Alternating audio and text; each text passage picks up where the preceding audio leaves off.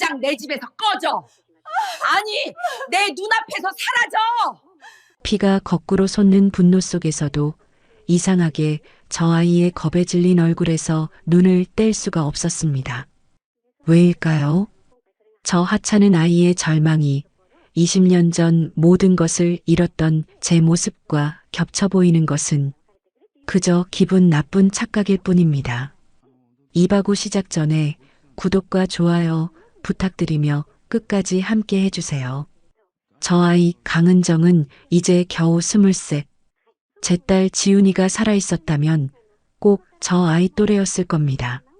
하지만 제 딸은 20해 전 그 끔찍한 폭우 속에서 제 손을 놓쳤습니다. 그러니 저 아이에게서 딸의 그림자를 보는 것은 가당치도 않은 망상일 뿐입니다. 모든 것은 저 아이가 이 집에 발을 들여놓은 그날부터 시작되었습니다. 며칠 전 김 집사가 새로운 가정부를 들여야겠다고 보고했을 때도 제 첫마디는 필요 없어였습니다. 하지만 그는 낡은 저택의 관리를 위해서는 젊은 사람이 필요하다며 제 고집을 꺾었습니다. 그렇게 제 앞에 서게 된 아이가 강은정이었습니다. 낡을 대로 낡은 운동화, 주눅이 들어 동그랗게 말린 어깨, 세상의 모든 그늘을 다 짊어진 듯한 어두운 얼굴. 저는 첫눈에 저 아이가 마음에 들지 않았습니다. 저런 나약한 존재가 내뱉는 숨결만으로도 지난 20년간 제가 견고하게 쌓아 올린 성이 오염될 것 같은 불쾌감이 치밀었습니다. 아이를 처음 대면한 날, 저는 서재의자에 앉아 아이를 위아래로 훑어보았습니다. 제 시선을 견디지 못한 아이는 고개를 푹 숙였습니다. 그 모습에 또다시 화가 치밀었습니다. 고개 들어.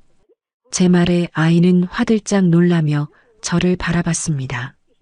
두려움에 심하게 흔들리는 눈동자. 이 집에서는 아주 작은 실수도 용납되지 않는다. 명심해. 내가 보육원 출신이라는 건 들었다.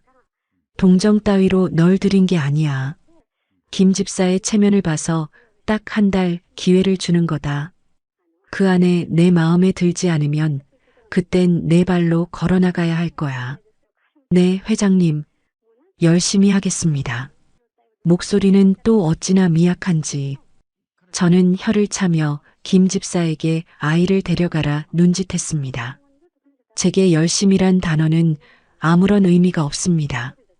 결과만이 모든 것을 증명할 뿐이니까요. 김 집사를 따라 복도를 걸어가는 아이의 뒷모습은 위태롭기 짝이 없었습니다.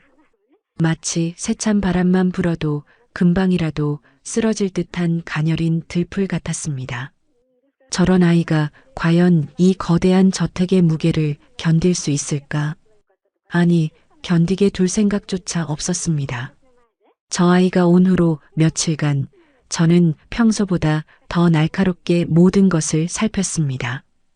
복도 구석의 작은 먼지, 응접실 테이블의 희미한 얼룩, 정원 화단에 시든 꽃잎 하나까지도 제 신경을 곤두서게 했습니다. 어떻게든 흠을 잡아내어 저 나약한 존재를 제 공간에서 몰아내고 싶었습니다. 하지만 이상하게도 저 아이는 제 날선 지적에도 불평 한마디 없이 묵묵히 제 할 일을 해냈습니다. 너무 조용해서 때로는 그 존재감조차 잊어버릴 정도였습니다. 차라리 소란을 피우거나 실수를 연발했다면 당장 내쫓았을 텐데 저 소리 없는 성실함이 오히려 저를 더 불편하게 만들었습니다. 하루는 제가 아끼는 난초에 물을 주는 아이를 보았습니다.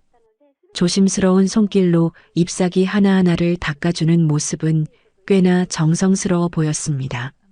하지만 그 모습조차 제게는 계산된 위선으로 비쳤습니다. 가난한 자들이 살아남기 위해 체득한 생존 방식. 어떻게든 주인의 비위를 맞춰 살아남으려는 비굴한 몸짓. 저는 다가가 차갑게 말했습니다. 누가 난초를 그런 식으로 닦으라고 했지? 인맥이 상한다. 다시는 내 허락 없이 내 물건에 손대지 마. 이 집의 모든 물건은 내가 상상하는 것 이상의 가치를 지니고 있어. 죄송합니다. 아이는 또다시 고개를 숙였습니다. 저는 그 순종적인 태도가 역겨워 자리를 피했습니다.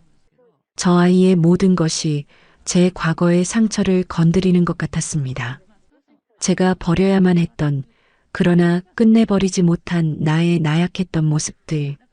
제 서재에는 20회가 넘은 고려청자 한 점이 있습니다.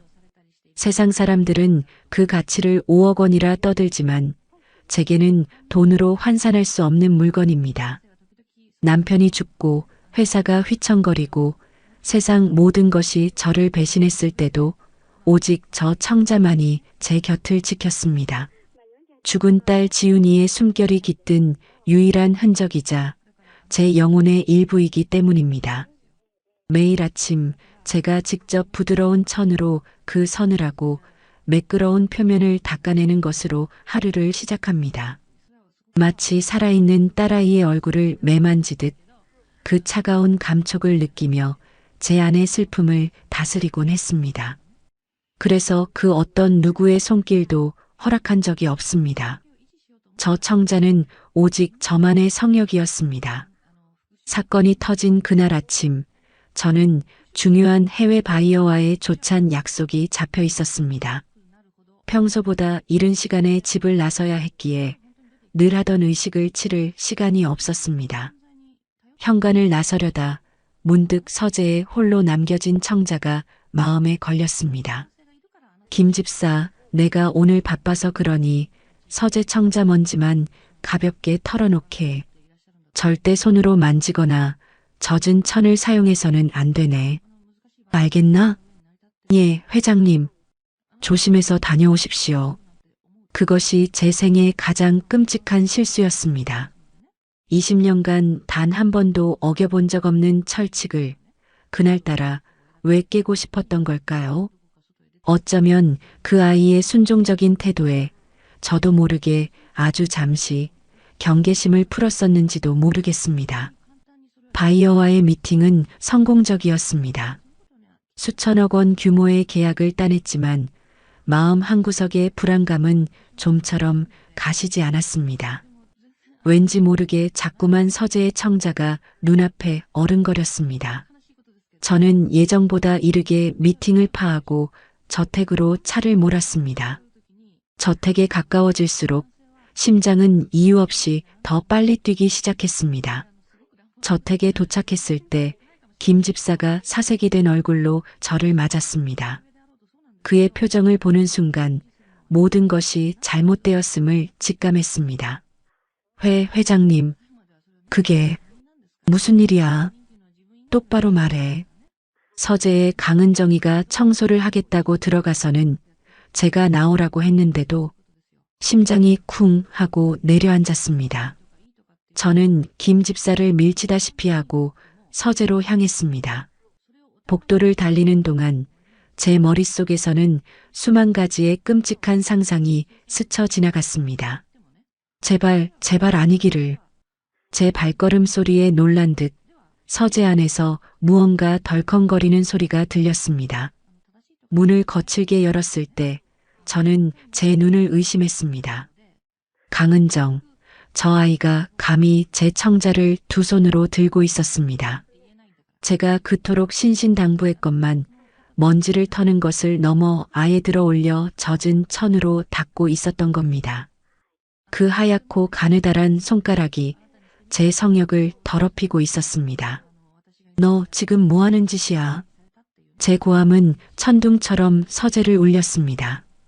아이의 어깨가 화들짝 떨렸습니다. 겁에 질린 눈이 저를 향하는 순간 아이의 손에서 힘이 풀리기 시작했습니다. 푸른빛의 도자기가 아이의 소나기에서 서서히, 아주 서서히 미끄러져 내렸습니다. 시간은 멈췄고 세상의 모든 소리가 사라졌습니다. 제 눈에는 오직 중력에 이끌려 추락하는 푸른빛의 유선형, 그것을 향해 필사적으로 뻗어가는 저 아이의 가느다란 손가락, 그리고 공포와 절망으로 일그러진 아이의 얼굴만이 보였습니다. 안 돼. 제 비명은 목구멍 안에서만 맴돌 뿐 밖으로 터져 나오지 않았습니다. 저것은 단순한 도자기가 아니었습니다. 제 딸의 생명이었고 제 인생의 전부였습니다. 그리고 그것이 지금 제 눈앞에서 바닥으로 끝없는 나락으로 떨어지고 있었습니다. 아이의 눈동자에 맺힌 절망과 제 눈동자에 비친 파국이 허공에서 부딪혔습니다. 모든 것이 끝장나는 바로 그 찰나였습니다. 쨍그랑 마이너스. 시간이 멈춘 듯했던 공간을 찢어 발기는 끔찍한 파열음이었습니다. 제 심장이 먼저 바닥에 떨어져 산산조각이 난 것 같았습니다. 푸른빛의 도자기는 대리석 바닥과 부딪히는 순간 수만 개의 조각으로 흩어졌습니다. 어떤 것은 가루가 되고 어떤 것은 날카로운 비수가 되어 사방으로 튀었습니다. 20년의 세월이, 제 딸의 마지막 숨결이, 제 영혼의 전부가 그렇게 한순간에 먼지가 되어 사라졌습니다. 아이는 마치 실이 끊어진 인형처럼 그 자리에 주저앉아 망연자실한 눈으로 바닥에 흩어진 푸른 파편들을 바라보고 있었습니다. 아이의 눈동자 속에서 제 세상이 무너져 내리는 것이 보였습니다. 한동안 아무 소리도 들리지 않았습니다. 제 귀에는 오직 제 자신의 심장이 터져나갈 듯 울리는 고동 소리만이 가득했습니다. 서재의 창문으로 쏟아져 들어오는 오후의 햇살이 바닥에 흩어진 사금파리 조각들에 부딪혀 보석처럼 반짝였습니다. 그 찬란한 빛이 제 눈에는 지옥의 불길처럼 보였습니다. 저 빛나는 파편 하나하나가 제 살점을 파고드는 것 같았습니다. 아이의 입에서 터져나온 것은 비명도 울음도 아니었습니다. 그저 허망하게 새어나오는 영혼이 빠져나간 자의 공허한 탄식. 그제야 멈췄던 제 시간이 다시 흐르기 시작했습니다. 머릿속의 모든 퓨즈가 끊어지고 이성의 끈이 툭 하고 끊어지는 소리가 들렸습니다. 제 안에서 무언가 뜨겁고 거대한 것이 폭발했습니다. 그것은 슬픔이 아니었습니다. 순도 100%의 모든 것을 불태워버릴 듯한 분노였습니다. 내년이 감히 제 목소리가 아니었습니다. 지옥의 악기가 내지르는 것 같은 낯설고도 그악스러운 소리였습니다. 저는 바닥에 주저앉은 아이에게 성큼성큼 다가갔습니다. 제 구둣발 소리가 대리석 바닥을 울릴 때마다 아이의 어깨가 경풍을 일으킨 듯 떨렸습니다. 내가 감히 무엇을 깨트린 줄 아느냐? 회장님 저는 그게. 닥쳐. 내 더러운 입으로 변명 따위 짓거리지 마. 저는 아이의 뺨을 향해 거침없이 손을 휘둘렀습니다. 짝 하는 날카로운 마찰음과 함께 아이의 고개가 옆으로 돌아갔습니다. 하얀 뺨 위로 선명한 붉은 손자국이 피어올랐습니다. 하지만 그것으로도 제 분노는 가라앉지 않았습니다. 저는 아이의 머리채를 잡아챘습니다. 아이의 가느다란 목이 위태롭게 꺾였습니다. 이게 어떤 건 줄 알아? 내 목숨이야. 내 딸의 목숨이었다고. 그런데 내년이 감히 내 더러운 손으로. 잘못했어요. 회장님 잘못했어요. 아이는 이제야 울음을 터뜨리기 시작했습니다. 하지만 그 눈물은 제게 아무런 동정도 일으키지 못했습니다. 오히려 꺼져가던 분노의 불길에 기름을 붓는 격이었습니다. 김 집사, 뭐하고 있어? 당장 전현을 내 앞으로 끌고 와. 김 집사가 황급히 달려와 울고 있는 아이의 팔을 잡아 일으켰습니다. 아이는 다리에 힘이 풀린 듯 김 집사에게 기대어 간신히 서 있었습니다. 저는 바닥에 흩어진 파편 중 가장 큰 조각 하나를 집어들었습니다. 날카로운 단면이 제 손바닥을 베고 들어와 붉은 피가 배어 나왔지만 고통은 느껴지지 않았습니다. 저는 그 파편을 아이의 눈앞에 들이밀었습니다. 봐. 똑똑히 봐. 이게 바로 내가 저지른 짓이야. 너는 오늘 사람을 죽인 거나 마찬가지야. 아니, 차라리 사람을 죽이는 게 나았을 게다. 죄송합니다. 정말 죄송합니다. 시키는 건 뭐든지 다 하겠습니다. 평생 회장님 곁에서 노예처럼 살겠습니다. 제발. 노예. 내깐년의 인생 따위로 이것의 가치를 대신할 수 있을 것 같아? 어림도 없는 소리. 저는 들고 있던 파편을 바닥에 내동댕이 쳤습니다. 그리고 아이의 멱살을 잡고 거실로 끌고 갔습니다. 아이는 저항도 하지 못한 채 질질 끌려오며 울부짖었습니다. 거실 한가운데에 아이를 내팽개치듯 밀어버렸습니다. 당장 내 집에서 꺼져. 아니, 내 눈앞에서 사라져. 아이는 바닥에 엎드린 채 제 바짓가랑이라도 붙잡으려는 듯 필사적으로 기어왔습니다. 저는 그 모습이 벌레처럼 징그러워 뒷걸음질 쳤습니다. 김집사, 전현이 내 몸에 손끝 하나라도 대기 전에 당장 끌어내. 저 아이의 모든 짐을 밖으로 내던져버려. 그리고 우리 그룹 법무팀에 연락해. 저 아이에게 구상권을 청구할 수 있는 모든 법적 절차를 준비하라고. 단 한 푼도 깎아주지 않을 거라고 똑똑히 전해. 회장님, 제발 그것만은. 저는 돈이 한 푼도 없습니다. 그렇게 하시면 저는 정말 죽습니다. 죽어? 차라리 잘 됐구나. 내 목숨값으로 저 청자값의 100만 분의 1이라도 갚을 수 있다면 기꺼이 죽어야지. 제 잔인한 말은 비수가 되어 아이의 심장에 박혔을 겁니다. 아이는 더 이상 울지도 매달리지도 않았습니다. 그저 텅 빈 눈으로 바닥의 한 점을 응시할 뿐이었습니다. 모든 희망을 잃어버린 자의 얼굴, 생의 모든 의지를 포기해버린 자의 표정. 회장님, 그래도 이건 너무. 김 집사가 감히 제 앞을 막아서며 말했습니다. 저는 제 인생에서 저에게 충고를 하려던 자를 용서해 본 적이 없습니다. 자네까지 왜 이래? 저 아이에게 동정심이라도 드는 겐가? 그렇다면 자네도 저 아이와 함께 이 집을 나가면 돼. 저런 불결하고 부주의한 것을 들인 것은 자네니까.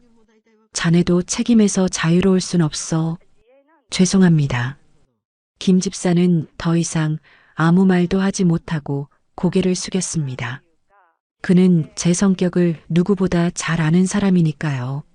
결국 김 집사는 다른 사용인들을 불러 넋이 나간 아이를 부축하여 밖으로 끌고 나갔습니다. 아이는 아무런 저항도 하지 않았습니다. 마치 영혼이 빠져나간 껍데기처럼 힘없이 끌려나갔습니다. 아이가 있던 자리에는 흥건한 눈물 자국만이 얼룩처럼 남아 있었습니다. 낡은 가방 하나가 대문 밖으로 내동댕이 쳐졌고 아이는 그 앞에 주저앉아 한참을 움직이지 않았습니다. 저는 다시 서재로 돌아왔습니다. 바닥 가득 흩어진 푸른빛의 파편들, 제 분노의 흔적들이었습니다. 저는 그 앞에 천천히 무릎을 꿇었습니다. 그리고 깨진 조각들을 하나씩 아주 조심스럽게 쓸어 모으기 시작했습니다. 날카로운 파편들이 제 손가락을 찌르고 베었지만 저는 아랑곳하지 않았습니다. 붉은 피가 하얀 손 위로 번져나갔습니다. 피와 눈물이 뒤섞여 깨진 청자 조각 위로 뚝뚝 떨어졌습니다. 그 아이를 내쫓은 후 제 시간은 깨진 청자 조각처럼 흩어져 버렸습니다. 밤과 낮의 경계는 모호해졌고 독한 위스키만이 유일한 친구가 되었습니다.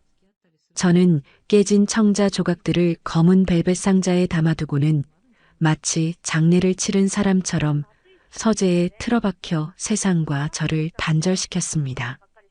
김 집사가 문 밖에서 아무리 저를 불러도 대답하지 않았습니다. 독한 술이 목을 태우고 내려갈 때마다 제 안의 분노와 슬픔도 함께 타들어가는 것 같았습니다. 하지만 그것은 아주 잠시뿐. 술이 깨면 어김없이 바닥에 흩어지던 푸른빛의 파편들과 겁에 질려 울던 그 아이의 얼굴이 망령처럼 떠올라 저를 괴롭혔습니다.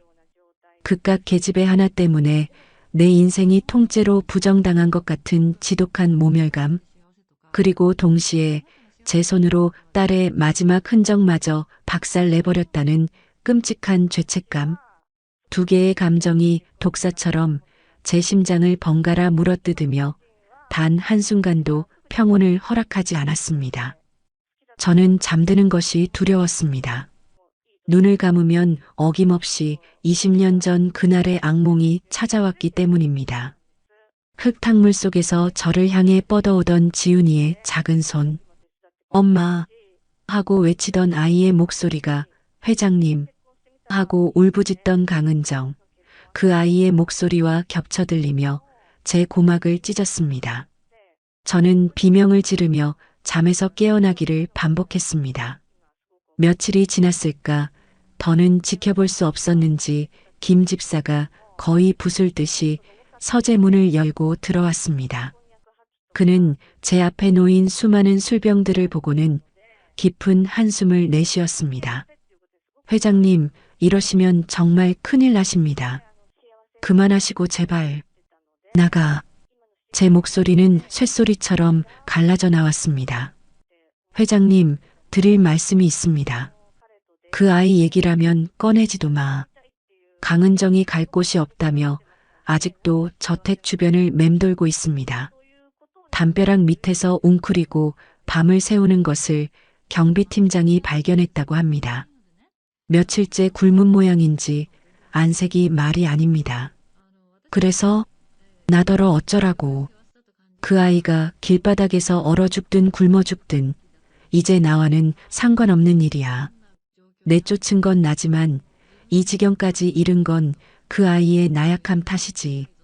제 말은 가시가 돋친 방패와 같았습니다. 제 스스로를 보호하기 위한 회장님께서 청구하신 구상권 때문에 그 아이는 이제 어디에서도 일을 할 수가 없습니다. 신원 보증이 필요한 곳은 물론이고 일용직 자리조차 구하지 못하고 있는 모양입니다. 이대로 두면 정말 큰일이 날지도 모릅니다. 회장님, 제발 선처를. 선처? 자네 지금 제정신인가? 내 목숨과도 같은 것을 박살낸 년이야. 그 아이가 겪는 고통은 내가 지난 20년간 겪어온 고통에 비하면 먼지 한 톨만큼도 되지 않아. 당장 내 눈앞에서 사라지라고 해. 한 번만 더 그 아이 얘기를 내 앞에서 꺼내면 자네도 이 집에서 쫓겨날 줄 알아.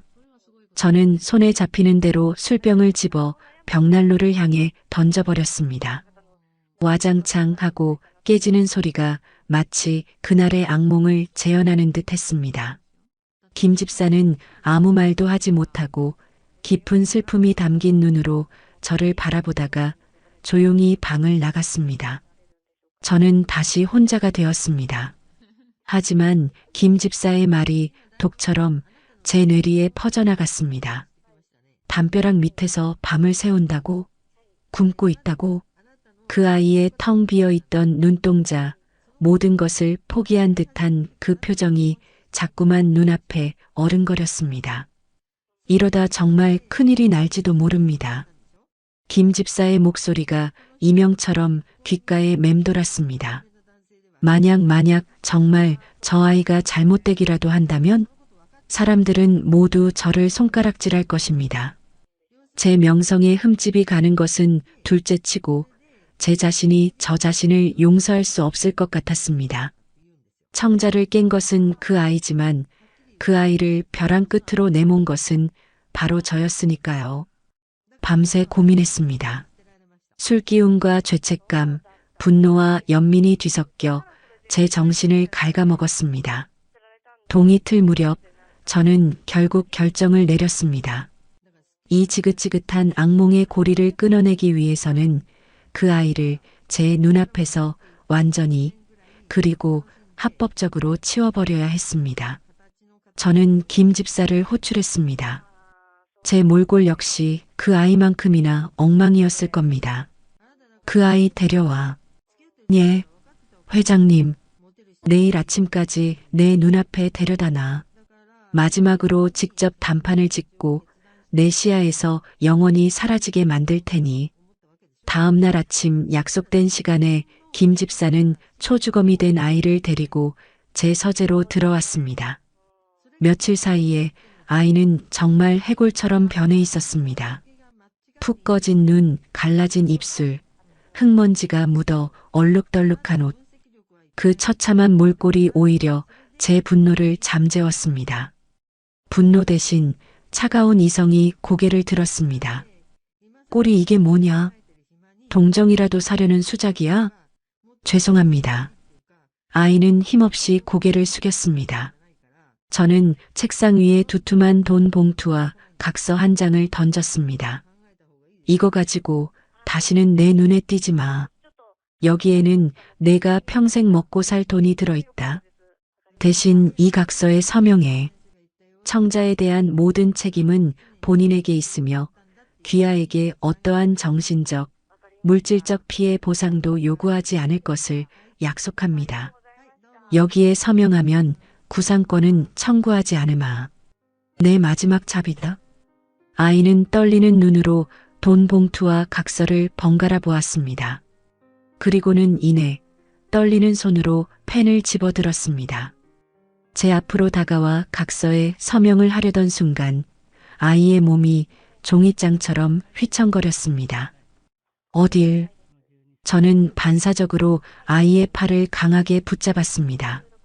아이가 제 앞에서 쓰러지기라도 하면 그 더러운 몸이 제게 닿을 것만 같아 불쾌했기 때문입니다. 그런데 제가 아이의 팔을 잡아채는 순간 아이의 낡은 티셔츠 목 부분이 살짝 뒤로 젖혀지며 가동한 머리카락에 가려져 있던 하얀 목덜미가 제 눈앞에 고스란히 드러났습니다. 저는 그만하라고 소리치려다 순간 숨을 멈췄습니다.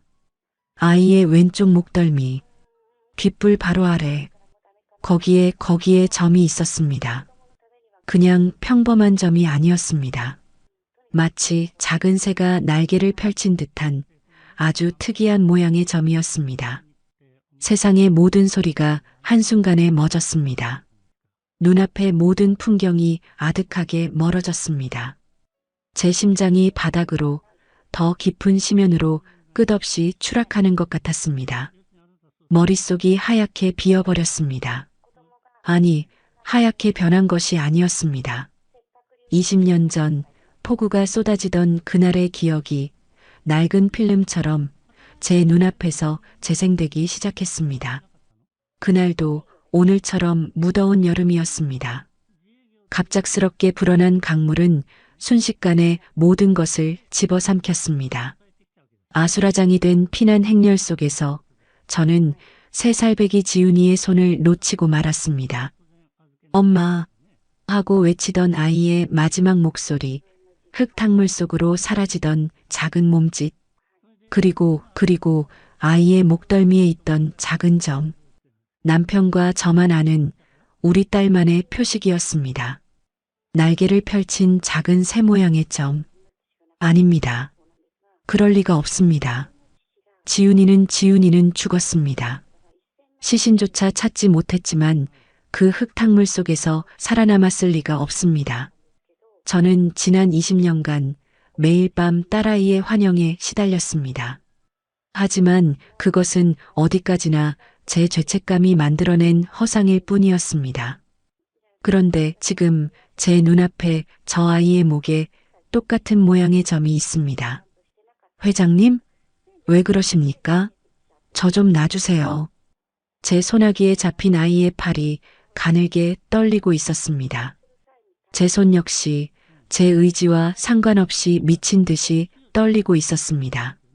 아이의 목덜미에 있는 저 작은 점, 날개를 펼친 새 모양의 저것이 제 심장을 송곳처럼 파고들었습니다. 20년 전 흙탕물 속으로 사라져가던 제 딸 지훈이의 목에 있던 바로 그 점이었습니다. 아니, 아닐 겁니다. 그럴 리가 없습니다. 세상에 비슷한 점을 가진 사람이 어디 한둘일까요? 저는 제 안에서 독버섯처럼 피어오르는 말도 안 되는 희망을 짓밟기 위해 아이를 더욱 차갑게 몰아붙여야 했습니다. 꼴사납게 굴지 말고 이 각서에 서명이나 해. 그리고 당장 내 눈앞에서 사라져. 하지만 제 목소리는 저 스스로도 믿기지 않을 만큼 형편없이 떨리고 있었습니다. 아이는 제 눈치를 살피며 떨리는 손으로 다시 펜을 잡았습니다. 그 순간 저는 저도 모르게 아이의 손을 쳐냈습니다. 펜이 바닥으로 떨어지며 날카로운 소리를 냈습니다. 나가. 오늘은 그냥 나가봐. 네. 못 들었어? 오늘은 그냥 돌아가라고. 이 각서는 내일 다시 와서 서명해. 저는 아이를 볼 자신이 없었습니다. 아이의 목에 있는 저 점을 더는 마주할 자신이 없었습니다.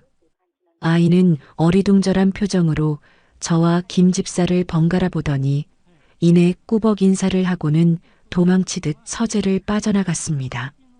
쿵, 쿵, 쿵. 제 심장 소리가 온 저택을 울리는 것 같았습니다. 저는 그 자리에 주저앉아 버렸습니다. 회장님, 괜찮으십니까? 김 집사가 다가와 저를 부축하려 했지만 저는 그의 손을 뿌리쳤습니다. 김 집사 자네도 봤나? 무엇을 말입니까? 아니, 아무것도 아니야. 내가 헛것을 본 게야. 그래, 피곤해서 헛것을 본 게 틀림없어. 저는 미친 사람처럼 중얼거리며 서재를 서성였습니다. 하지만 아무리 애를 써도 아이의 목덜미에 있던 그 선명한 점의 모양이 낙인처럼 제 망막에서 지워지지 않았습니다. 그날 이후 저는 다시 불면의 밤을 보내야 했습니다. 하지만 이전과는 다른 종류의 고통이었습니다. 이전의 고통이 상실감과 분노였다면 지금의 고통은 희망과 절망이 뒤섞인 훨씬 더 잔인하고도 지독한 종류의 것이었습니다. 만약 정말 저 아이가 내 딸 지훈이라면? 아니야. 그럴 리 없어. 내 딸은 죽었어. 20년 전에 이미. 제 머릿속에서 두 개의 목소리가 끊임없이 싸우며 저를 산채로 파먹는 것 같았습니다. 다음 날 아침 아이가 각서에 서명하기 위해 다시 저택을 찾아왔습니다. 저는 차마 아이를 직접 마주할 수 없어 김 집사를 통해 아이를 별채의 작은 방으로 안내하게 했습니다. 김 집사, 저 아이 당분간 별채에 머물게 해. 각서는 내가 다시 부를 때까지 보류야. 예, 회장님. 그건 어인. 자네는 그냥 내가 시키는 대로만 해. 저 아이가 저택 본관에는 얼씬도 못하게 하고 필요한 것들만 조용히 챙겨줘. 그리고 저는 잠시 말을 멈추고 김 집사의 눈을 똑바로 바라보았습니다. 자네가 가진 모든 인맥과 수단을 동원해서 강은정이라는 아이에 대해 알아봐. 태어난 곳, 자라온 환경, 보육원 기록 찾을 수 있는 모든 것을 샅샅이 뒤져. 단 절대 그 아이나 다른 누구도 눈치채서는 안 돼. 이건 자네와 나 둘만 아는 일이야. 내 말 알겠나? 알겠습니다, 회장님. 제 단호한 명령에 김 집사는 더 이상 아무것도 묻지 않고 물러났습니다. 그날부터 저는 초조하게 김 집사의 연락을 기다리는 죄수가 되었습니다. 회사 일도 손에 잡히지 않았습니다. 중요한 회의 시간에도 수천억짜리 계약서에 서명을 하면서도 제 머릿속은 온통 강은정, 그 아이에 대한 생각뿐이었습니다. 점 하나가 제 이성을 송두리째 마비시켜버린 것입니다. 며칠 후 김 집사가 첫 번째 보고를 가지고 왔습니다. 그는 제 앞에 낡은 서류 봉투 하나를 내려놓았습니다. 강은정은 20해 전 경기도의 한 경찰서 앞에서 발견되었다고 합니다. 당시 3살 정도의 나이였고 심한 홍수로 모든 것을 잃은 것 같았다고 합니다. 이름도 나이도 부모에 대한 기억도 전혀 하지 못해서 보육원 원장이 임시로 김은정이라는 이름을 붙여주었다고 합니다. 이후 성인이 되어 보육원을 나온 뒤 자신의 성을 강으로 바꾸었다고 합니다. 이유는 자신을 낳아준 부모님이 어딘가에 살아있을 거라는 막연한 희망 때문이었다고 합니다. 여러 성씨 중에서 강이라는 성이 왠지 모르게 자신을 잡아당기는 듯한 느낌이 들었다고 심장이 쿵 하고 내려앉았습니다. 20해 전, 그 끔찍한 홍수가 모든 것을 앗아갔던 바로 그 해, 모든 기억을 잃어버린 새 살배기 아이, 그리고 강이라는 성, 죽은 남편의 성이었습니다. 이건 단순한 우연일 리가 없습니다. 제발 우연이라고 누군가 말해주었으면 좋겠습니다. 보육원 기록은 그 아이 몸에 뭔가 특이한 점은 없었나? 제 목소리가 파르르 떨렸습니다. 이것이 그 아이가 처음 보육원에 들어왔을 때 작성된 기록 카드 사본입니다. 여기에 특이사항이 적혀 있습니다. 저는 떨리는 손으로 서류를 받아들었습니다.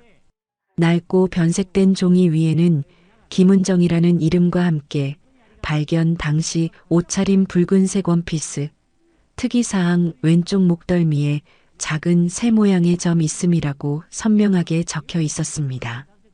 저는 숨을 쉴 수가 없었습니다. 세상의 모든 공기가 한순간에 사라져버린 것 같았습니다. 붉은색 원피스. 그것은 제가 지훈이의 3번째 생일에 직접 디자인해서 만들어 입혔던 세상에 단 하나뿐인 옷이었습니다. 그리고 작은 새 모양의 점. 저는 서류를 든 채로 그 자리에서 얼어붙었습니다. 온몸의 피가 차갑게 식는 것 같았습니다. 회장님, 왜 그러십니까? 안색이 너무... 나가. 당장 나가. 저는 김 집사를 내보내고 서재 문을 걸어 잠갔습니다. 그리고는 미친 사람처럼 서재의 가장 깊은 곳, 20년간 단 한 번도 열어본 적 없었던 낡은 감고로 향했습니다. 떨리는 손으로 비밀번호를 누르고 문을 열자 먼지 쌓인 작은 오동나무 상자가 모습을 드러냈습니다.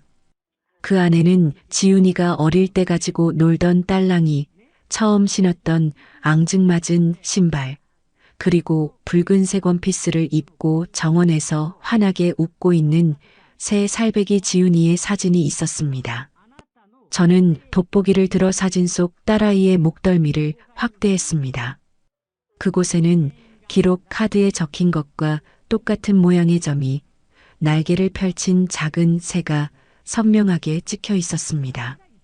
눈물이 쏟아졌습니다.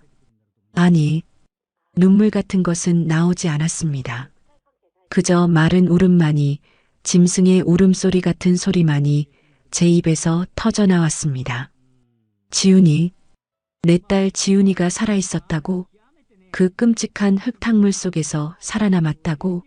그런데 나는 내 딸을 알아보지도 못하고 내 손으로 그 아이를 지옥으로 밀어 넣었던 것입니다. 내깐년의 인생 따위로 이것의 가치를 대신할 수 있을 것 같아? 제가 그 아이에게 퍼부었던 잔인한 말들이 수천 개의 바늘이 되어 제 심장을 찔렀습니다. 지옥 같은 밤이 지나고 저는 뜬 눈으로 아침을 맞았습니다. 서재 바닥은 제가 던진 책과 찢어버린 서류들로 아수라장이었지만 그것을 치울 기력조차 없었습니다.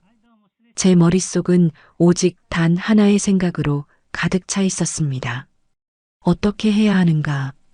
별채에 있는 저 아이, 내 딸일지도 모르는, 아니, 내 딸이 확실한 저 아이를 저는 어떻게 대해야 하는 걸까요? 지난 20년간 저는 단 한순간도 지훈이를 잊은 적이 없습니다. 하지만 제 기억 속의 지훈이는 언제나 3살배기 어린아이였습니다. 붉은 원피스를 입고 제게 달려와 안기던 작은 아이.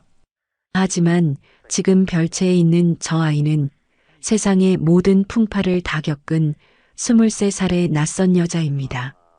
제가 없는 20년의 세월이 저 아이를 어떻게 만들었을지 저는 짐작조차 할 수 없었습니다. 그 세월의 간극이 저를 두렵게 만들었습니다. 저는 며칠 동안 별채 주변을 유령처럼 맴돌았습니다. 창문 너머로 보이는 아이의 그림자를 훔쳐보고 김 집사를 통해 아이의 식사량과 수면 시간을 전해 들었습니다. 아이는 밥도 제대로 먹지 못하고 밤마다 악몽에 시달리는 듯 했습니다. 그 모든 것이 저 때문이라는 죄책감이 쇠사슬처럼 제 목을 조여왔습니다. 회장님, 언제까지 저 아이를 별채에만 둘 수는 없습니다. 이젠 결정을 내리셔야 합니다. 김 집사의 말에 저는 정신이 번쩍 들었습니다. 그렇습니다. 언제까지고 이렇게 숨어 있을 수만은 없습니다. 진실을 확인해야 합니다. 그 아이의 입에서 직접 과거의 이야기를 들어야 했습니다. 저는 김 집사를 시켜 은정을 제 서재로 부르도록 했습니다. 며칠 만에 마주한 아이의 얼굴은 더욱 수척해져 있었습니다. 아이는 제 앞에 서서 고개를 들지 못했습니다. 앉아. 제 말에 아이는 화들짝 놀라며 쭈뼛거리다가 소파 끝에 겨우 엉덩이를 걸쳤습니다. 저는 아이에게 직접 따뜻한 차를 한 잔 건넸습니다. 제 행동에 아이는 물론이고 곁에 있던 김 집사마저 놀라는 눈치였습니다. 몸은 좀 어떠냐? 괜찮습니다. 그날은 내가 좀 심했다. 오랫동안 내 목숨처럼 아끼던 물건이라 나도 모르게 이성을 잃었어. 놀라게 했다면 미안하다. 제 입에서 미안하다는 말이 나올 줄은 저 자신도 몰랐습니다. 아이는 더욱 놀란 듯 동그랗게 뜬 눈으로 저를 바라보았습니다. 아닙니다, 회장님. 제가 죽을 죄를 지었습니다. 각서는 없던 일로 하겠다. 돈 봉투도 다시 가져가. 대신 조건이 있다. 네. 내가 깬 청자, 내가 평생을 일해도 갚을 수 없는 돈인 건 사실이야. 하지만 나는 돈보다 더 중요한 게 있어. 나는 내가 잃어버린 시간을 사고 싶다. 무슨 말씀이신지. 앞으로 너는 이 집에서 나와 함께 지내면서 내가 살아온 이야기를 나에게 들려줘야 한다. 아주 어릴 적 기억부터 보육원에서의 생활, 그리고 지금까지의 모든 것을 아주 사소한 것 하나까지도 빼놓지 않고 그것으로 청자값을 대신하는 거다. 어떠냐? 아이는 제 제안을 이해할 수 없다는 표정이었습니다. 당연할 겁니다. 저 자신도 제가 무슨 말을 하고 있는지 알 수 없었으니까요. 하지만 저에게는 이것이 최선이었습니다. 아이를 곁에 두고 자연스럽게 과거의 기억을 캐내어 제 마지막 희망이 사실인지 확인하는 것. 그렇게만 하면 정말 용서해 주시는 겁니까? 그래, 약속하지. 아이는 한참을 망설이다가 이내 작은 목소리로 대답했습니다. 알겠습니다. 회장님, 그날 이후 저는 매일 아이와 함께 시간을 보냈습니다. 아침에는 정원을 함께 산책하고 오후에는 서재에서 함께 차를 마시며 아이의 이야기를 들었습니다. 아이는 처음에는 낯설어하고 어려워했지만 시간이 지나면서 조금씩 마음을 열기 시작했습니다. 보육원에서 다른 아이들과 겪었던 일들, 처음 학교에 가서 글을 배웠을 때의 기쁨, 그리고 보육원을 나와 홀로 세상에 부딪혀야 했던 서러움까지. 아이의 이야기는 평범했지만 그 안에는 제가 겪어보지 못한 슬픔과 아픔이 고스란히 담겨 있었습니다. 저는 그 이야기를 들으며 수없이 가슴을 쳐야 했습니다. 내 딸이, 나의 지훈이가 이런 험한 세상을 홀로 견뎌왔다는 사실에 심장이 미어졌습니다. 저는 아이의 기억을 되살리기 위해 여러 가지 방법을 동원했습니다. 지훈이가 어릴 때 좋아했던 딸기 케이크를 디저트로 내놓기도 하고 지훈이가 즐겨 듣던 자장가를 오르골로 틀어놓기도 했습니다. 하지만 아이는 아무런 반응도 보이지 않았습니다. 그저 케이크가 맛있네요. 오르골 소리가 참 예뻐요라고 말할 뿐이었습니다. 제 기대가 클수록 실망감도 커져갔습니다. 하지만 결정적인 단서는 좀처럼 나오지 않았습니다. 아이는 3살 이전의 기억을 전혀 하지 못했습니다. 기억나는 건 그냥 아주 무서웠다는 것뿐이에요. 캄캄하고 차갑고 숨을 쉴 수가 없었어요. 뭔가 저를 집어삼키려는 것 같았고 저는 필사적으로 무언가를 붙잡으려고 했던 것 같아요. 그리고 누군가를 계속 불렀어요. 누구? 잘 모르겠어요. 하지만 아주 간절하게 불렀던 것 같아요.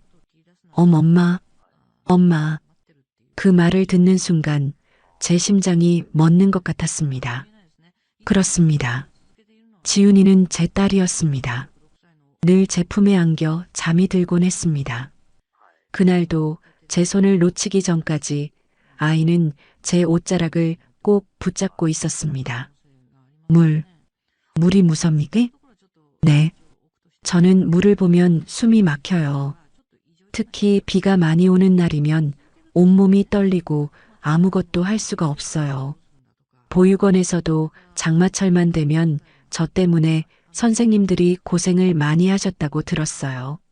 물에 대한 공포, 그리고 엄마를 부르던 희미한 기억, 모든 조각들이 제 딸 지훈이를 가리키고 있었습니다. 제 의심은 이제 확신으로 변해가고 있었습니다. 하지만 저는 여전히 두려웠습니다. 이 확신을 입 밖으로 내뱉는 순간 모든 것이 돌이킬 수 없게 될 것만 같았습니다. 그러던 어느 날 저는 아이와 함께 정원의 작은 연못을 지나게 되었습니다. 그날따라 날이 흐리고 금방이라도 비가 쏟아질 듯 했습니다. 연못을 보던 아이의 얼굴이 갑자기 하얗게 질리기 시작했습니다. 왜 그래? 안색이 안 좋아. 아니에요.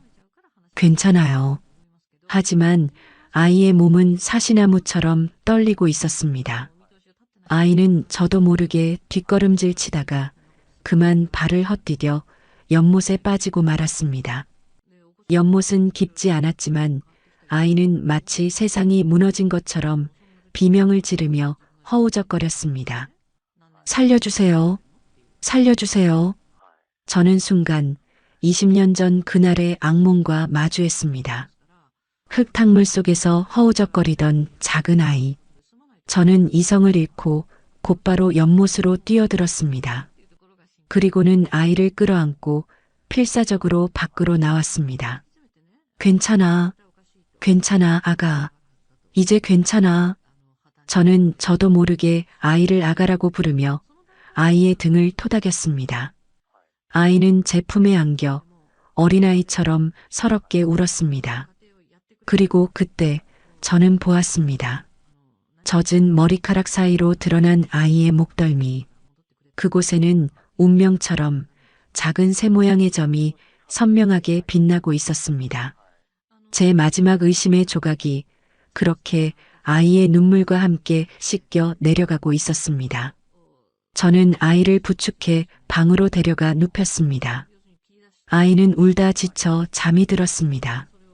저는 잠든 아이의 곁을 떠나지 못하고 밤새 그 얼굴을 지켜보았습니다. 20년의 세월이 흘렀지만 잠든 모습은 어릴 적 지훈이와 똑 닮아 있었습니다. 저는 아이의 머리를 쓰다듬으며 소리 없이 눈물을 흘렸습니다. 그날 이후 저는 제 딸일지도 모르는 아이와 한 지붕 아래에서 숨막히는 동거를 시작했습니다. 연못 사건 이후 아이는 심한 몸살을 앓았습니다. 저는 밤새 아이의 곁을 지키며 물수건으로 이마의 열을 닦아주었습니다.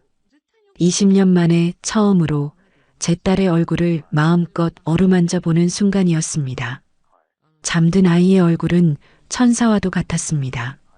하지만 저는 그 얼굴을 보면서도 차마 지훈아라고 부를 수가 없었습니다. 아이가 깨어났을 때 저를 원망의 눈빛으로 바라볼까봐 두려웠기 때문입니다. 아이가 앓는 동안 저는 아이를 본관의 가장 좋은 손님방으로 옮기게 했습니다. 그 방은 원래 지훈이가 시집가기 전까지 쓰게 하려고 꾸며두었던 방이었습니다. 20년 동안 그 누구에게도 내어준 적 없는 저만의 비밀스러운 공간이었습니다. 김 집사를 비롯한 사용인들은 제 파격적인 변화에 어리둥절했지만 누구도 감히 이유를 묻지 못했습니다. 저는 매일 아침 아이가 먹을 죽을 직접 쑤었습니다. 평생 남을 위해 부엌에 들어가 본 적 없는 제가 서툰 솜씨로 쌀을 씻고 채소를 다듬었습니다. 손을 베이기도 하고 죽을 태우기도 했습니다. 하지만 이상하게도 그 과정이 고통스럽지 않았습니다. 오히려 지난 20년간 느껴보지 못했던 살아있다는 감각을 느끼게 해주었습니다. 아이는 제가 쏜 죽을 받아들고는 어쩔 줄 몰라 하며 눈물만 글썽였습니다. 회장님, 저 같은 거한테 이렇게까지 안 해주셔도 되는데. 저는 회장님께 평생 갚아도 못 갚을 죄를 지은 사람입니다. 시끄럽고 먹기나 해. 너 때문에 집안 분위기가 이게 뭐냐? 빨리 기운 차려서 내 눈앞에서 거슬리게라도 하란 말이다.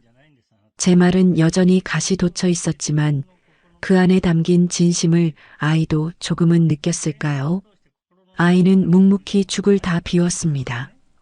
그 모습을 보는 것만으로도 제 텅 비었던 속이 조금은 채워지는 것 같았습니다. 하지만 마음 한편에서는 여전히 의심의 불씨가 꺼지지 않고 있었습니다. 붉은 원피스, 물에 대한 공포, 엄마를 부르던 기억, 모든 정황이 그 아이가 지훈이라고 말하고 있었지만 저는 마지막 확증이 필요했습니다. 20년의 세월은 너무나도 길었고 그 시간 동안 너무 많은 것을 잃었기에 또다시 희망에 배신당하고 싶지 않았습니다. 이 희망이 거짓으로 판명되는 순간 저는 정말로 무너져 내릴 것만 같았습니다. 저는 결심했습니다. DNA 검사. 그것만이 제 지독한 의심과 희망에 종지부를 찍어줄 유일한 방법이었습니다. 저는 아이가 잠든 틈을 타 아이의 방으로 몰래 들어갔습니다. 아이가 빗질을 하고 난 뒤 화장대에 떨어져 있는 머리카락 몇 톨. 저는 떨리는 손으로 그것을 집어 작은 비닐백에 담았습니다. 마치 중죄라도 저지르는 사람처럼 심장이 미친 듯이 뛰었습니다. 내 딸의 유전자를 도둑질하는 어미라니. 이보다 더 비참하고 끔찍한 일이 또 있을까요? 제 자신이 너무나 혐오스러웠지만 멈출 수는 없었습니다. 다음 날 저는 그룹 법무팀의 최 변호사를 비밀리에 호출했습니다. 그는 제게 절대적으로 충성하는 몇 안 되는 사람 중 하나였습니다. 최 변호사, 자네에게 은밀하게 부탁할 일이 있네. 저는 최 변호사에게 머리카락이 담긴 비닐백과 제 머리카락 몇 올을 함께 건넸습니다. 이 두 사람의 친자관계 확인을 의뢰해주게. 국내 최고의 기관에서 가장 빠르고 정확하게. 그리고 이 일은 자네와 나 단둘만 아는 일이야. 만약 이 일이 외부로 새어나간다면 그땐 자네와 나 둘 중 하나는 사라져야 할 걸세. 알겠습니다, 회장님. 명심하겠습니다. 최 변호사는 제 의도를 묻지 않고 묵묵히 제 지시를 따랐습니다. 그날부터 저는 피가 마르는 기다림의 시간을 보내야 했습니다. 검사 결과가 나오기까지는 꼬박 사흘이 걸린다고 했습니다. 그 사흘은 제게 3년, 아니 30년보다도 더 길게 느껴졌습니다. 저는 그 시간 동안 마치 사형 선고를 기다리는 사형수처럼 초조함과 불안에 시달렸습니다. 저는 그 시간 동안 아이와 더 많은 시간을 보냈습니다. 이것이 마지막일지도 모른다는 생각 때문이었습니다. 아이의 건강은 눈에 띄게 회복되었습니다. 저는 아이에게 새 옷을 사입히고 좋은 음식을 먹였습니다. 아이는 처음에는 부담스러워했지만 이내 제 관심에 조금씩 익숙해져 갔습니다. 우리는 함께 영화를 보고 음악을 듣고 책을 읽었습니다. 마치 평범한 엄마와 딸처럼. 하지만 저는 그 평범함을 즐길 수가 없었습니다. 아이의 웃는 얼굴을 볼 때마다 제 가슴 한쪽에서는 시커먼 죄책감이 피어올랐습니다. 내가 과연 저 아이의 웃음을 받을 자격이 있는가? 회장님, 요즘 많이 웃으시는 것 같아요. 전보다 훨씬 편안해 보이세요. 어느 날 아이가 제게 무심코 던진 말이었습니다. 그 말에 저는 애써 지었던 미소를 거두고 말았습니다. 편안해 보인다고? 아니, 나는 지금 내 인생에서 가장 끔찍한 도박을 하고 있는 중이다. 내 모든 것을 걸고 마지막 패를 기다리고 있는 도박꾼의 심정이라는 것을 너는 모르겠지. 결과가 나오기로 한 날, 저는 아침부터 아무것도 할 수가 없었습니다. 저는 서재 창가에 서서 넋을 놓고 정원만 바라보았습니다. 만약 그 아이가 내 딸이 아니라면? 그렇다면 나는 어떻게 해야 할까? 저 아이를 다시 내쫓아야 할까? 아니면 딸이 아님을 알면서도 그저 딸의 대용품으로 곁에 두어야 할까? 어느 쪽이든 지옥이기는 마찬가지였습니다.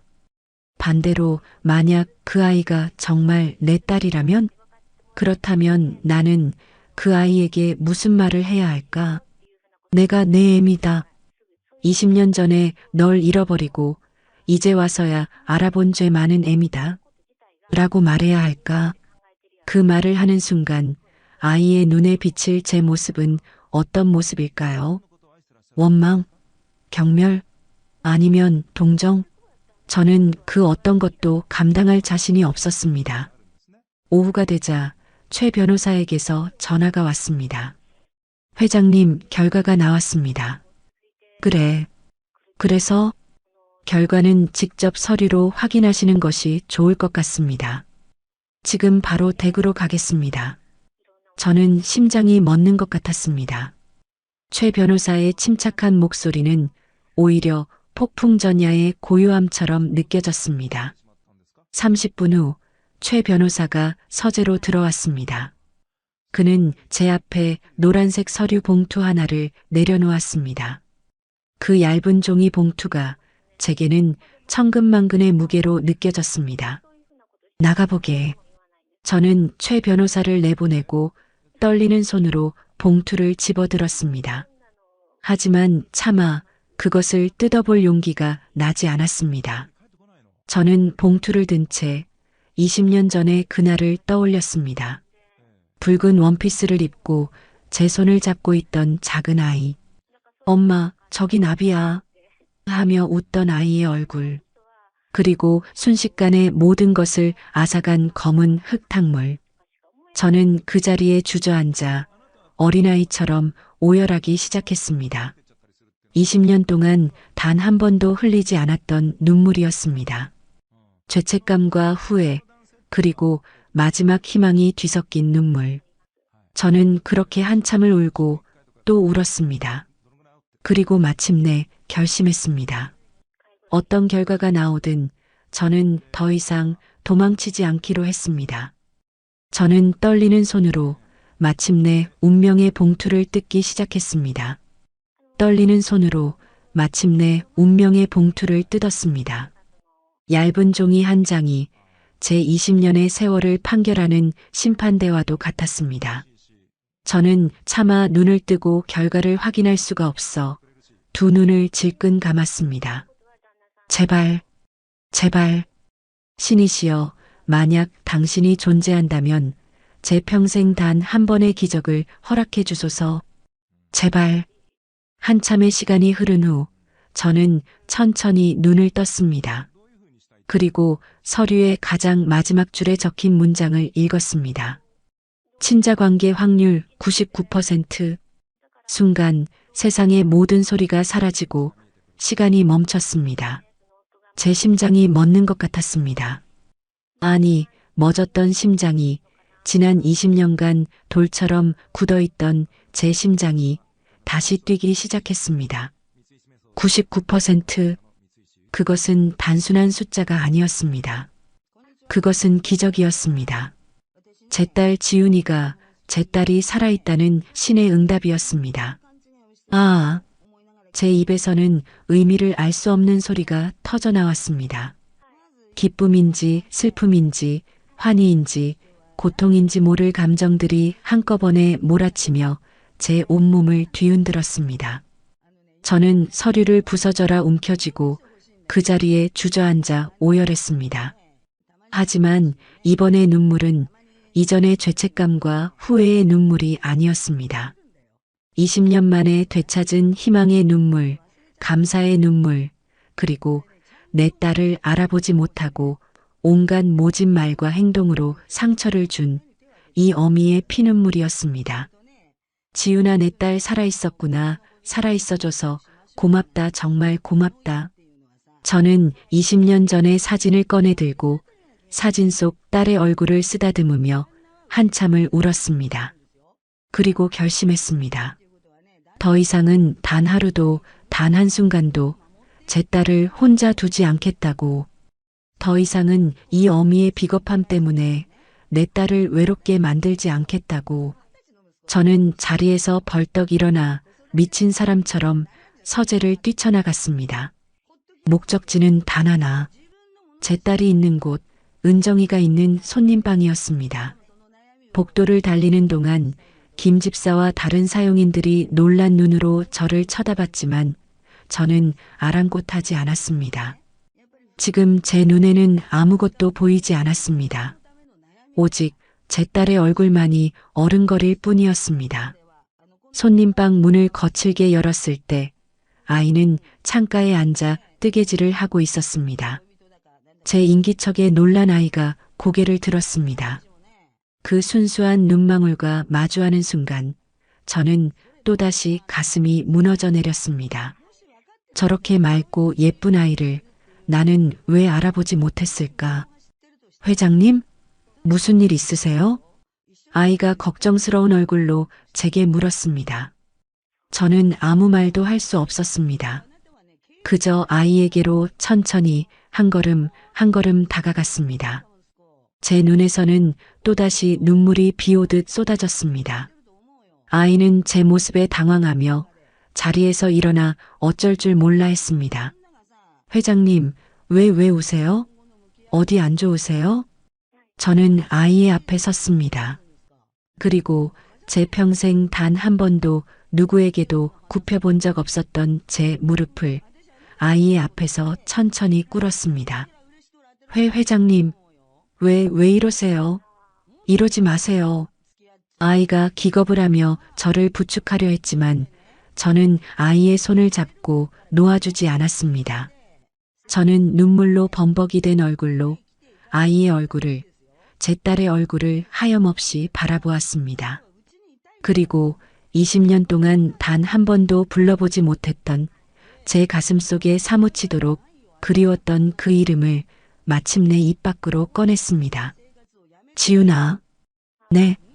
아이는 제가 무슨 말을 하는지 이해하지 못하는 표정이었습니다. 지훈아, 내 딸. 회장님, 무슨 말씀이세요? 제 이름은 은정이에요. 아니야, 내 이름은 강은정이 아니야. 내 이름은 강지훈이야. 20해 전 이 어미가 잃어버린 내 하나뿐인 딸 강지훈이라고. 저는 아이의 손을 제 얼굴에 가져다 대고 아이의 손등에 제 눈물을 쏟아냈습니다. 미안하다, 지훈아. 이 어미가, 이 못난 어미가 너를 알아보지 못했어. 널 잃어버린 것도 모자라 이제 와서 널 내 손으로 또다시 지옥으로 밀어넣었어. 내가 죽일려니야. 내가 천벌을 받으려니야. 저는 아이의 발치에 엎드려 차마 고개를 들지 못하고 통곡했습니다. 아이는 그 자리에 얼어붙은 채 아무 말도 하지 못했습니다. 방 안에는 저의 서러운 울음소리만이 가득했습니다. 얼마나 시간이 흘렀을까. 아이가 떨리는 목소리로 아주 작게 입을 열었습니다. 거짓말이죠? 회장님이 저를 불쌍해서, 동정해서 이러시는 거죠? 저는 고개를 들고 아이를 바라보았습니다. 아이의 눈에서도 저처럼 뜨거운 눈물이 흐르고 있었습니다. 아니야, 아니야, 지훈아. 저는 품속에서 DNA 검사 결과지와 20년 된 낡은 사진을 꺼내 아이에게 건넸습니다. 아이는 떨리는 손으로 그것을 받아들었습니다.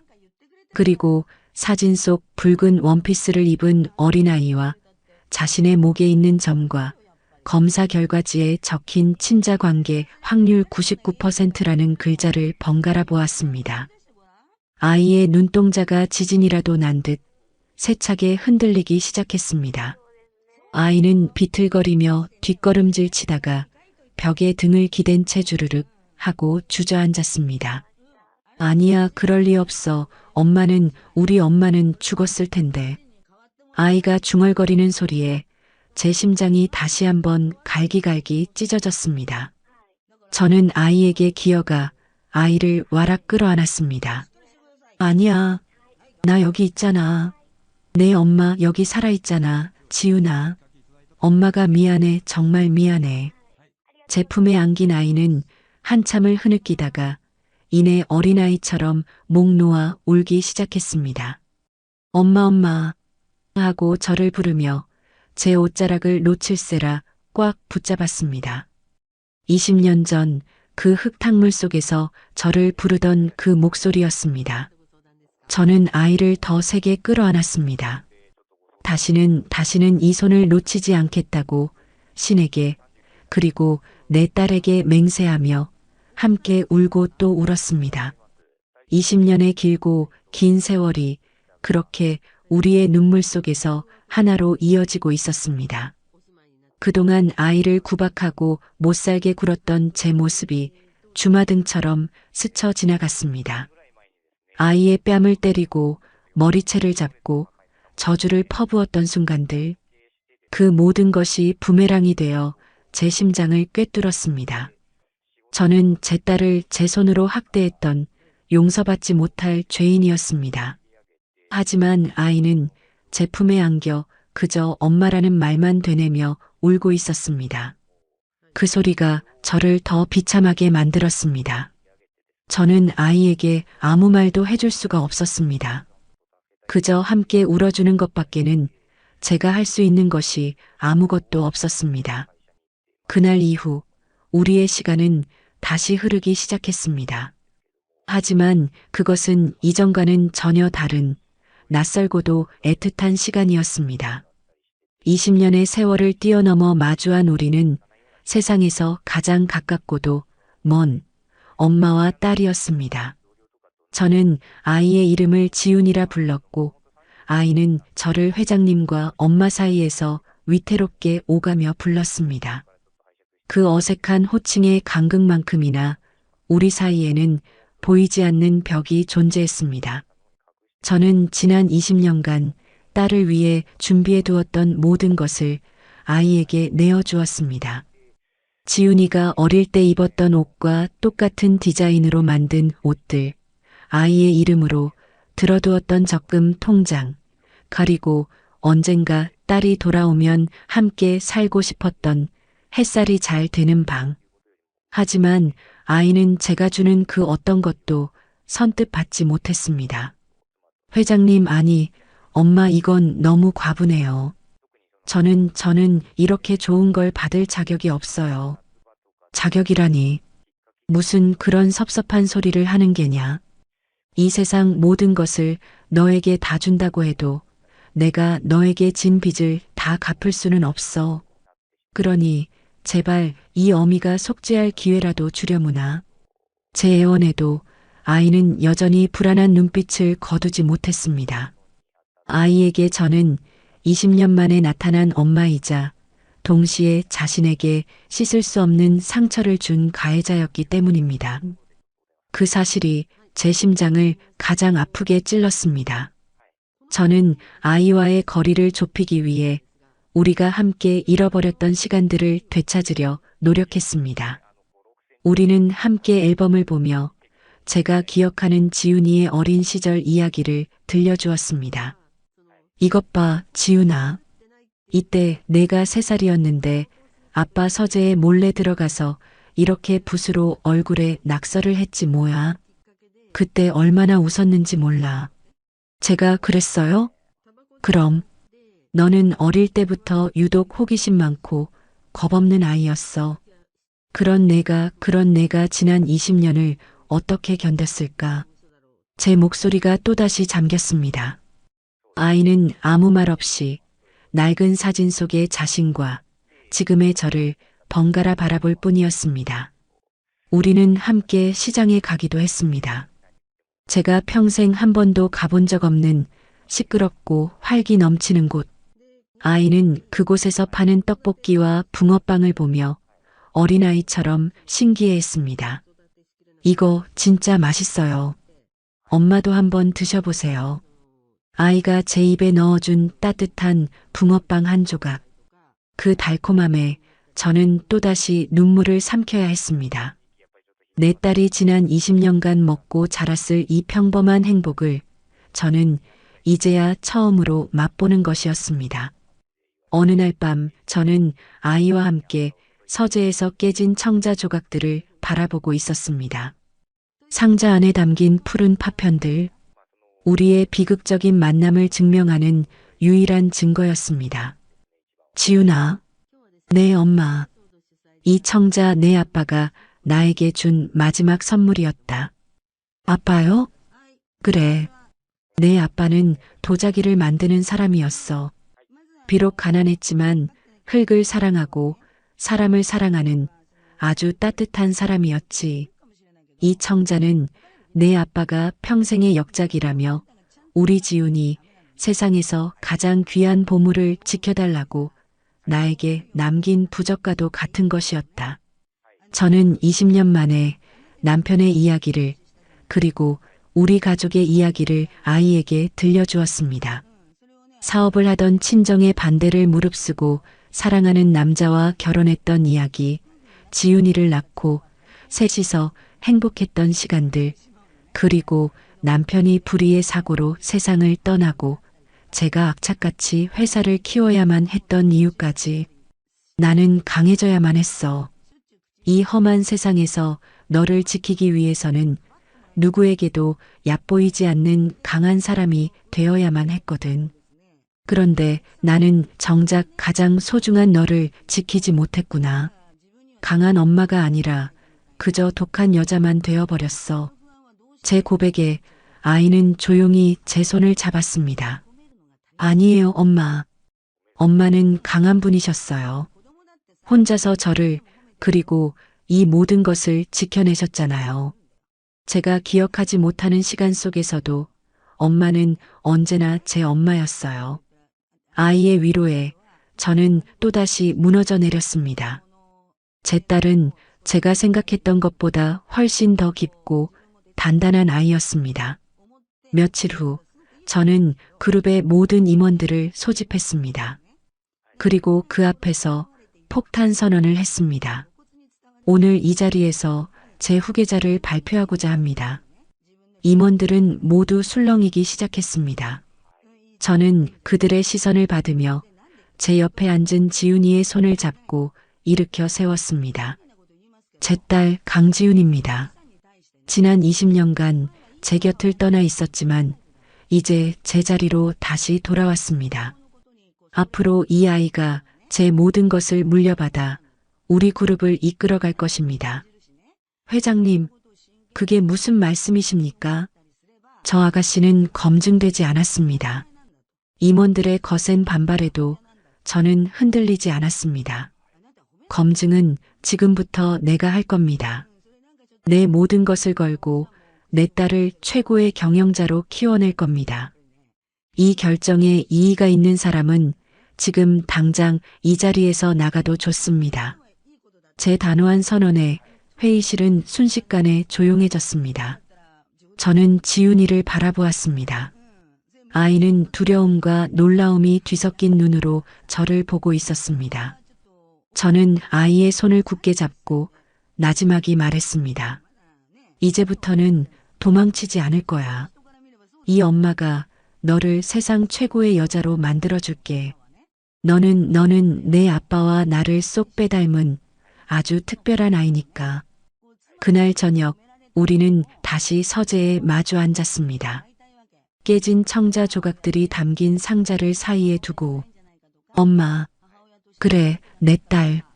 저 청자 다시 붙일 수 있을까요? 아니, 한번 깨진 것은 다시 예전처럼 돌아갈 수 없어. 하지만 저는 상자에서 가장 큰 파편 2조각을 꺼내 하나는 제가 갖고 하나는 아이의 손에 쥐어주었습니다. 우리는 이 조각들을 보면서 영원히 오늘을 기억해야 한다. 우리가 얼마나 어리석었고 서로에게 얼마나 큰 상처를 주었는지를, 그리고 그럼에도 불구하고 우리가 얼마나 서로를 사랑하는지를, 이 상처가 앞으로 우리가 함께 살아갈 날들의 가장 소중한 이정표가 되어줄 게다. 아이는 제 말을 알아들은 듯 고개를 끄덕이며 눈물을 흘렸습니다. 저는 아이를 따뜻하게 안아주었습니다. 20년의 세월이 흘렀지만 괜찮습니다. 우리는 이제 다시 함께니까요. 상처는 남겠지만 그 상처를 보듬으며 우리는 세상에서 가장 단단하고 완전한 가족이 될 것입니다. 제 품에 안긴 딸의 온기가 제 텅 비었던 지난 20년의 세월을 따뜻하게 채워주고 있었습니다. 오늘의 이바구는 여기까지입니다. 한때는 한 사람의 전부였던 푸른빛의 도자기는 산산조각이 나고 나서야 비로소 그녀에게 가장 소중한 것이 무엇이었는지 가르쳐 주었습니다. 잃어버린 20년의 세월은 결코 되돌릴 수 없지만 그들은 깨진 조각들을 거울 삼아 남은 날들을 서로의 상처를 보듬으며 살아갈 것입니다. 우리의 삶도 어쩌면 이와 같을지 모릅니다. 혹시 지금 사랑하는 사람의 마음을 아프게 하고 있지는 않으신가요? 혹은 용서하지 못하는 사람 때문에 홀로 힘든 시간을 보내고 계시지는 않으신가요? 미안하다는 말, 괜찮다는 그 한마디를 건네기에는 어쩌면 우리의 인생이 그리 길지 않을지도 모릅니다. 이 모녀의 이야기가 당신이 사랑하는 사람의 손을 한번 더 잡아줄 수 있는 작은 용기가 되었기를 진심으로 바랍니다.